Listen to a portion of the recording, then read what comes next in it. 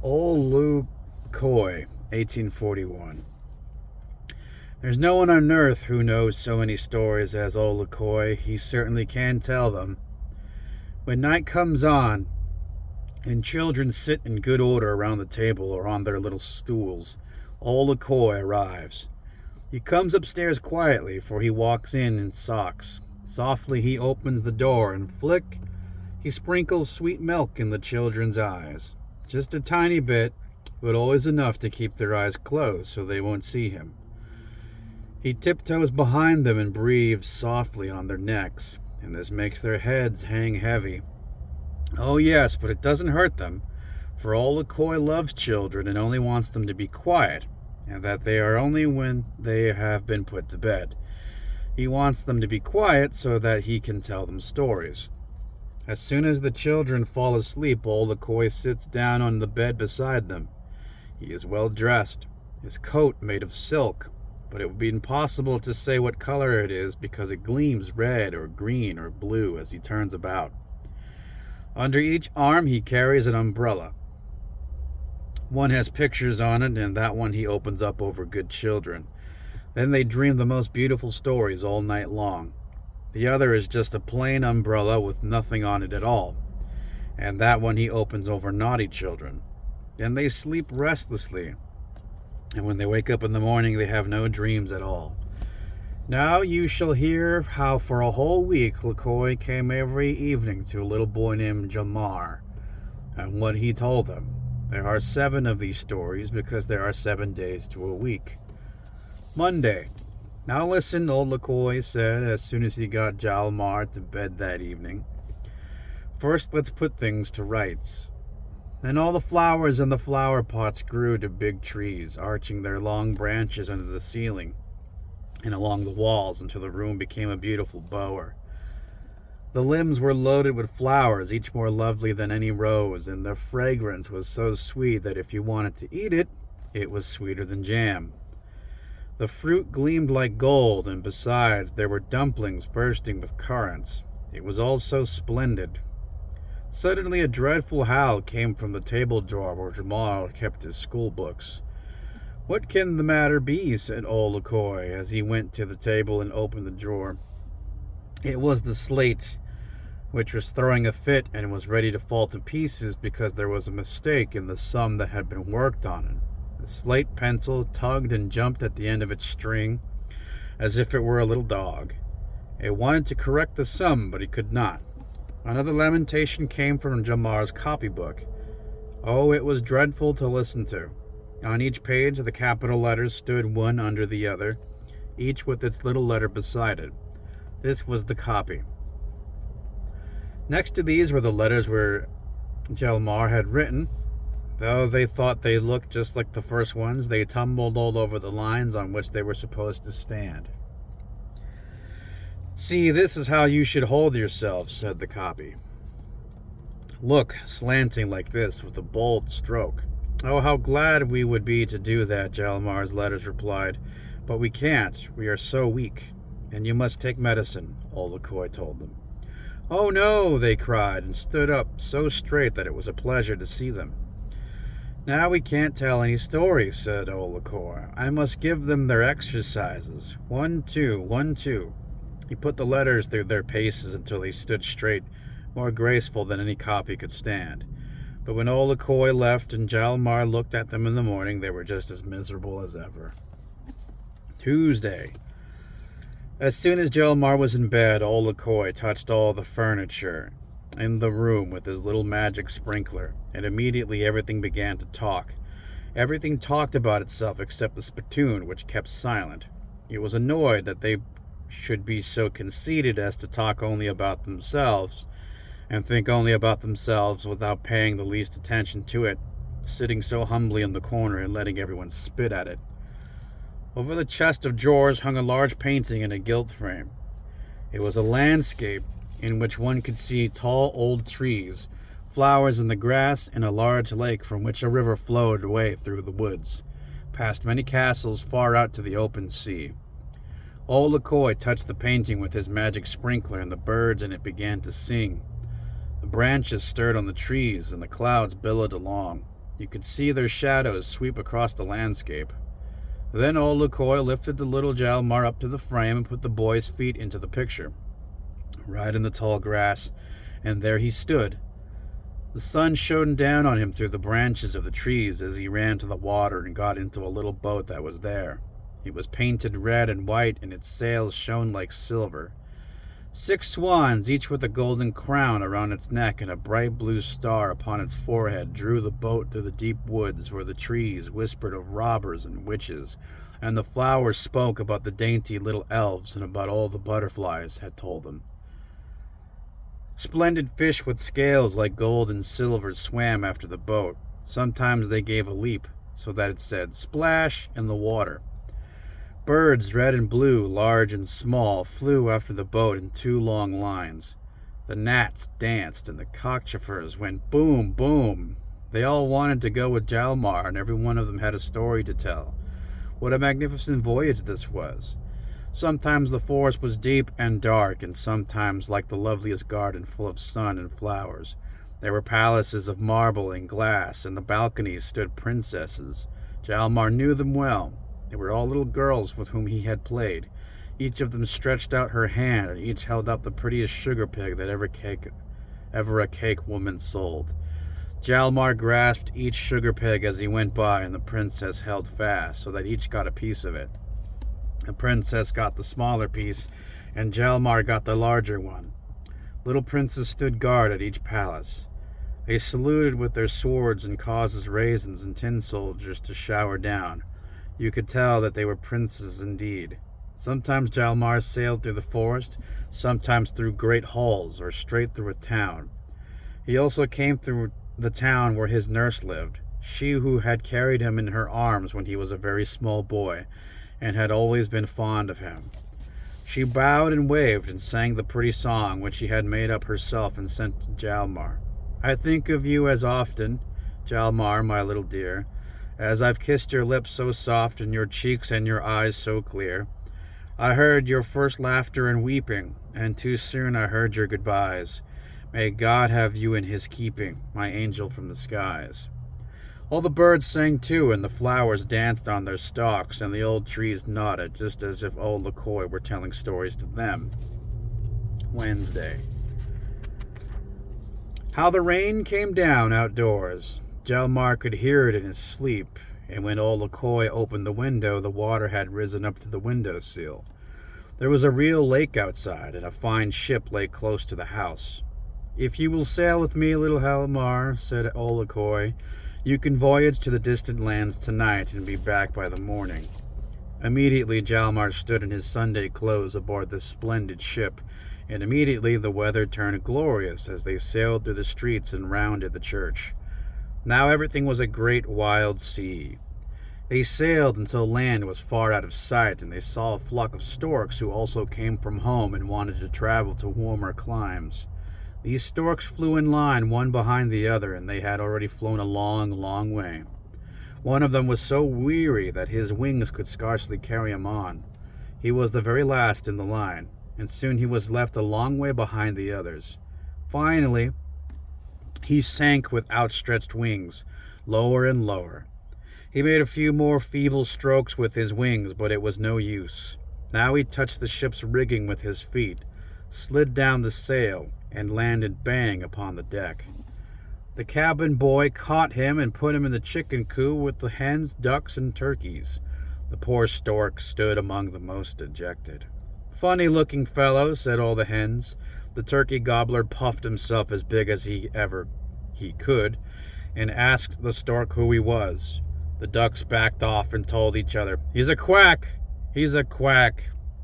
Now the stork tried to tell them about the heat of Africa, about the pyramids, and about the ostrich, how it runs across the desert like a wild horse. But the ducks did not understand him. They said to each other, "Don't we all agree that he's a fool?" "Yes, to be sure he's a fool," the turkey gobbler gobbled as the stork kept silent and thought of his Africa. "What beautiful thin legs you've got," said the turkey gobbler. "What do they cost, a yard?" "Quack, quack, quack," the ducks all laughed, but the stork pretended not to hear them. "You can laugh too," the gobbler told him, For that was a mighty witty remark, or was it too deep for you? No, indeed, he isn't very bright, so let's keep on being clever ourselves. The hens cackled, the ducks went quack, quack, quack, quack, and it was dreadful to see how they made fun of him among themselves. But Hjalmar opened the back door of the chicken coop and called to the stork. He hopped out on the deck. He was rested now, and he seemed to nod to Hjalmar to thank him, and he spread his wings and flew away to the warm countries. But the hens clucked, and the ducks quacked, and the turkey gobbler's face turned a fiery red. "Tomorrow we'll make soup out of you," said Hjalmar. With these words he woke up in his own little bed. It was a marvelous journey that Ole Lukoie had taken him on during the night.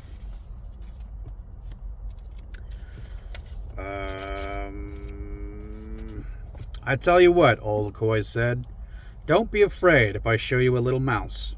He held out a hand with the quaint little creature in it. It has come to ask you to a wedding. There are 2 little mice here who are to enter into the state of marriage this very night. They live under the floor of your mother's pantry, which is supposed to be the most charming quarters. How can I get through that little mouse hole in the floor? Hjalmar asked. Leave that to me, said Ole Lukoie. I'll make you small enough. Then he touched Hjalmar with his magic sprinkler. He immediately became shorter and shorter, until at last he was only as tall as your finger. Now you may borrow the tin soldier's uniform. I think it will just fit you. And uniforms always look well when it is at a party. Oh, don't they? Said Hjalmar. Instantly, he was dressed like the finest tin soldier. If you will be so kind as to sit in your mother's thimble, the mouse said, I shall consider it an honor to pull you along. Will you really go to all that trouble, young lady? Hjalmar cried. And in this fashion, off they drove to the mouse's wedding. First, they went down a long passage under the floorboards. It was just high enough for them to drive through in a thimble, and the whole passage was lighted with touchwood. Doesn't it smell delightful in here? Said the mouse. This whole road has been greased with bacon rinds, and there's nothing better than that. Now they came to the wedding hall. On the right stood all the little lady mice whispering and giggling as if they were making fun of each other. On the left stood all the gentlemen mice twirling their mustaches with their forepaws. The bridegroom and his bride stood in a hollow cheese rind in the center of the floor and kissed like mad, in plain view of all the guests. But of course they were engaged and were to be married immediately. More and more guests crowding in, the mice were nearly trampling each other to death, and the bridal couple had posted themselves in the doorway so no one could come or leave. Like the passage, this whole hall had been greased with bacon rind, and that was the complete banquet. However, for the dessert, a pea was brought in, on which a little mouse of the family had bitten the name of the bridal couple. That is to say, the first letter of the name. This was a most unusual touch. All the mice said it was charming. It was a charming wedding, and that the conversation was perfect, and that Hjalmar drove home again. He had been in very high society for all that he had been obliged to make himself very small to fit in the tin soldier's uniform. Friday. It's astonishing how many older people are anxious to get a hold of me, said Ole Lukoie, especially those whose consciences are bothering them. Good little Ole, they say to me, we can't close our eyes. We lie awake all night facing our wicked deeds that sit on the edge of our beds like ugly little fiends and soak us in hot perspiration. Won't you come and turn them out so that we can have a good night's sleep? At that they sigh very deeply. We will be glad to pay you for it. Good night, Ole. The money lies on the window sill, but I don't do things for pay, said Ole Lukoie. What are we going to have tonight? Little Hjalmar asked. I don't know whether you'd like to go to a wedding again tonight, but it's quite different from the one last night. Your sister's big doll, who looks like a man and is named Herman, is to be married to the doll called Bertha. It's Bertha's birthday, too, so there'll be no end to the presents. Yes, I know, Hjalmar told him. Whenever the dolls need new clothes, my sister either lets them have a birthday or hold the wedding. It must have happened 100 times already. Yes, but tonight is the 101st wedding, and with 101 things come to an end, that's why it's so splendid. Oh, look! Hjalmar looked over at the table. There he saw a little pasteboard house with the windows alight. and all the tin soldiers presenting arms in front of it. The bridal couple sat on the floor and leaned against the table leg. They looked thoughtful and with good reason. Ole Lukoie, rigged out in grandmother's black petticoat, married them off. When the ceremony was over, all the furniture in the room sang the following fine song, with the pencil, which the pencil had written. It went to the tune of the soldier's tattoo.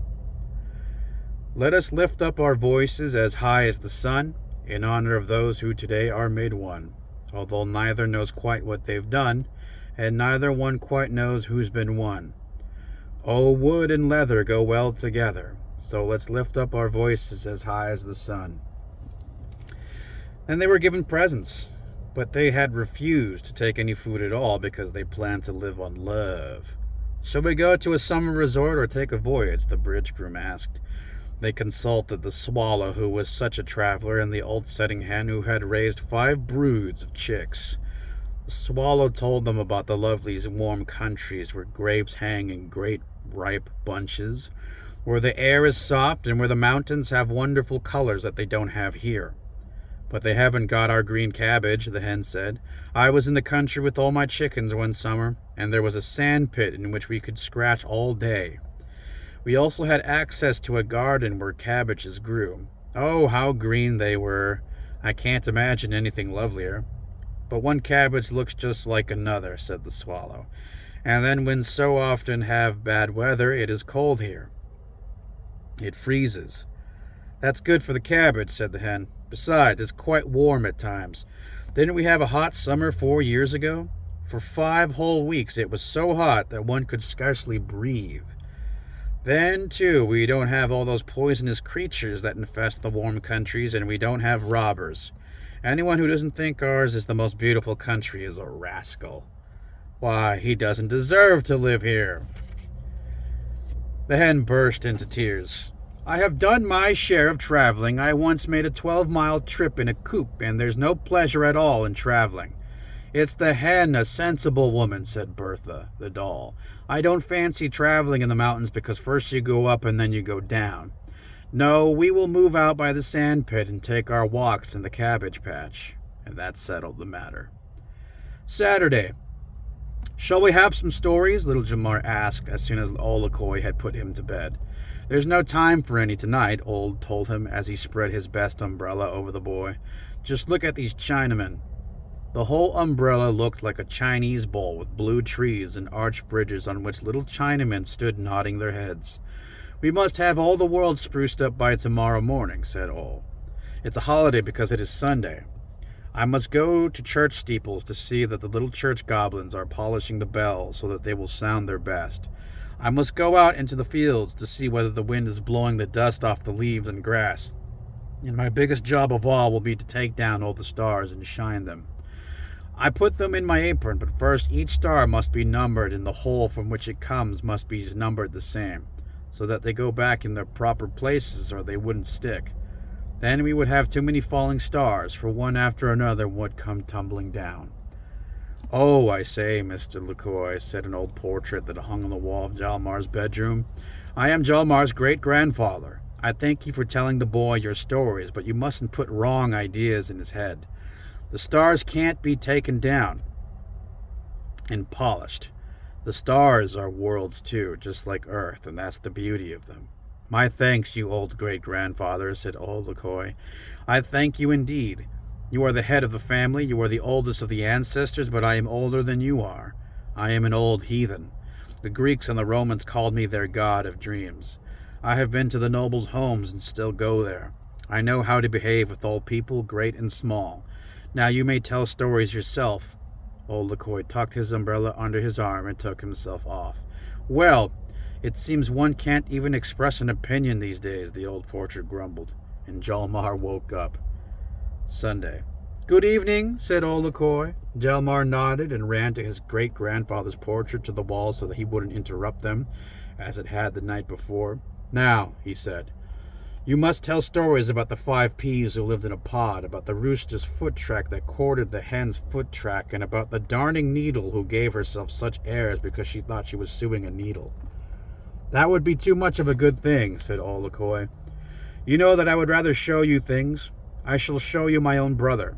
He too is named Ole Lukoie, but he comes only once to anyone. When he comes, he takes people for a ride on his horse and tells them stories. He only knows two. One is more beautiful than anyone on earth can imagine, and the other is horrible beyond description. Then Ole Lukoie lifted little Hjalmar up to the window. There, he said, you can see my brother, the other Ole Lukoie. He is also called Death. You can see that he doesn't look nearly as bad as they make him out to be in the picture books, where he is only bones and knuckles. No, his coat is embroidered with silver. It is the magnificent uniform of a hussar, and a cloak of black velvet floats behind him and billows over his horse. See how he gallops along. And Hjalmar saw how the other Ole Lukoie rode off on his horse with young folk as well as old people. He took some up before him and said behind, but first he always asked them, what conduct is marked on your report card? They all said. Good. But he said, indeed, let me see for myself. Then they had to show him the card. All those who were marked very good or excellent he put on his horse in front of him and told them a lovely story. But those who were marked below average or bad had to ride behind him, and he told them a frightful tale. They shivered and wept, and tried to jump down off the horse, but this they couldn't do. They had immediately grown fast to it. Why, Death is the most beautiful, Ole Lukoie, Hjalmar exclaimed. I'm not afraid of him. You needn't be, Ole Lukoie told them. Only be sure that you have a good report card. There now, that's instructive, great-grandfather's portrait muttered. It certainly helps to speak one's mind. He was completely satisfied. You see, that's the story of Ole Lukoie. Tonight he himself can tell you some more.